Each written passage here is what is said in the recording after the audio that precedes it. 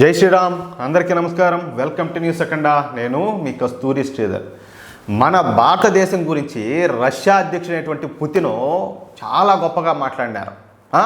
ఇంతకు ఆయన ఏం మాట్లాడినారు అనేది ఈ న్యూస్లో మీకు చెప్పే ప్రయత్నం చేస్తా.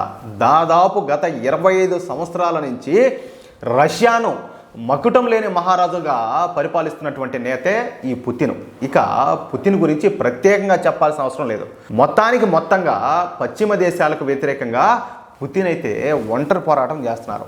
అమెరికాలోని జో బైడెన్ ప్రభుత్వం ఓవర్ యాక్షన్ చేయడంతో పుతిన్ అయితే ఉక్రెయిన్ పైన యుద్ధం చేయాల్సి వచ్చింది. సరే, ఇక ఆ విషయాలు పక్కన పెడితే ఒక అంతర్జాతీయ వేదిక పైన ఈ పుతిన్ మాట్లాడుతా భారత్ గురించి కొన్ని కీలకమైనటువంటి వ్యాఖ్యలు అయితే చేసినారు. అది కూడా అమెరికాలో అధ్యక్ష ఎన్నికలు పూర్తి అయిపోయి డొనాల్డ్ ట్రంప్ గెలిచిన తర్వాత ఈ రష్యా అధ్యక్షుడు పుతిన్ ఈ వ్యాఖ్యలు చేయడం విశేషంగా చెప్పుకోవచ్చు. ఈ సందర్భంగా పుతిన్ మాట్లాడుతా భారతదేశం ఒక గొప్ప దేశం అనడంలో సందేహమే లే. భారత్ రష్యాకు సహజ మిత్రదేశం. భారత రష్యాల మధ్య బంధం ఏదో అవసరాల కోసం ఏర్పడిన సంబంధాలు కాదు. అందుకే నేను చెప్తున్నా, భారత రష్యా దేశాలు సహజ మిత్ర దేశాలు. గత 70 సంవత్సరాల నుంచి రష్యాతో భారత స్నేహం అయితే కొనసాగుతుంది. ఇప్పుడు అది మరింతగా బలపడింది. ప్రపంచ శక్తులలో ఒకటిగా నిలిచే శక్తి సామర్థ్యాలు ప్రస్తుతం భారతదేశానికి అయితే వచ్చేసినాయి. ఇప్పుడు భారత్ ఒక గ్లోబల్ పవర్. అంతేకాదు అత్యంత విలువైనటువంటి ప్రాచీన నాగరికత ఒక భారతదేశానికి సొంతం. భారతీయ ప్రాచీన నాగరికతను అర్థం చేసుకుంటే ఎవరైనా సరే భారతదేశాన్ని ఇష్టపడక మానరు. ప్రస్తుతం ఈ ప్రపంచంలో అత్యంత వేగంగా వృద్ధి చెందుతున్నటువంటి ఆర్థిక వ్యవస్థల్లో భారతదేశమే అగ్రస్థానంలో ఉండాలి. 140 కోట్లకు పైబడి జనాభా ఉన్న దేశం ఇంత వేగంగా అభివృద్ధి చెందడం చూస్తూ ఉంటే నాకు ఆశ్చర్యం వేస్తుంది. అందుకే చెప్తున్నా, భారత్కు గ్లోబల్ పవర్గా మారే శక్తి సామర్థ్యాలు పుష్కలంగా ఉన్నాయి. భారత ప్రధాని నరేంద్ర మోడీ గారు చెప్పినట్టు భారత విశ్వగురుగా మారడం ఖాయమంటూ పుతిన్ గారు భారత గురించి అద్భుతంగా వివరించారు. దీన్ని బట్టి మీరు అర్థం చేసుకోవచ్చు.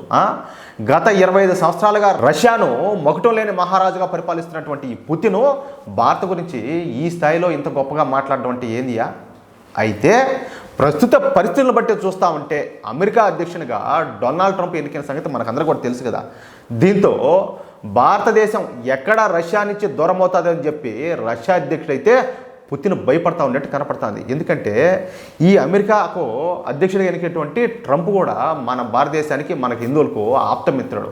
అందుకని చెప్పేసి ఈ పుతిన్ వచ్చేసి భారతదేశం ఎక్కడ మమ్మల్ని కాదని చెప్పేసి అమెరికా దగ్గర అవుతుందని చెప్పేసి భయపడతా ఉన్నట్టు స్పష్టంగా అర్థమవుతుంది. అంటే ఇప్పుడు భారతదేశం కోసం మళ్ళీ ఈ అమెరికా రష్యాలో పోటీ పడే అవకాశాలు అయితే ఉన్నాయి. అర్థమైంది మీకు? అది మ్యాటర్. చూడండి, ఒక పక్క అగ్రదేశాలు అమెరికా రష్యానే భారతదేశం కోసం పోటీ పడుతున్నాయి. ఎందుకోసం? మన దేశ అభివృద్ధి ఆ స్థాయిలో ఉండాలి, మన దేశ నాయకత్వం ఆ స్థాయిలో ఉండాలి. కానీ ఇక్కడ ఉన్నటువంటి మూర్ఖులకు అది ఎంత చెప్పినా కూడా అర్థం కానే కాదు. అంతే, చెవిటోడు ముందు శంఖం ఊదినట్టే, పోయి మనం గోడలు చెప్పినట్టే. దాంట్లో వేరే మార్పు లేదు.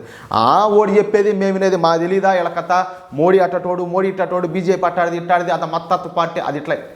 ఒరే స్వామి, కాంగ్రెస్ కానులకి ఏం చేస్తుందో అది తెలుసుకుంటారు ఫస్ట్. ఎవరిది మత్తత్వ పార్టీనో దాన్ని బట్టి మీకు అర్థమవుతుంది. సరే, మీకు ఎంత చెప్పినా మీకు అర్థం కాదు, అది వేరే విషయం, వదిలేండి. మీకు ఈ న్యూస్ నచ్చితే, అదేవిధంగా నేను చెప్పింది కరెక్ట్ అని చెప్పి మీరు భావిస్తే ఈ న్యూస్ నలుగురికి షేర్ చేయండి. అలాగే తప్పనిసరిగా ప్రతి ఒక్కరు కూడా మీ యొక్క అమూల్యమైన అభిప్రాయాలను కామెంట్ రూపంలో తెలియజేయండి. జై శ్రీరామ్.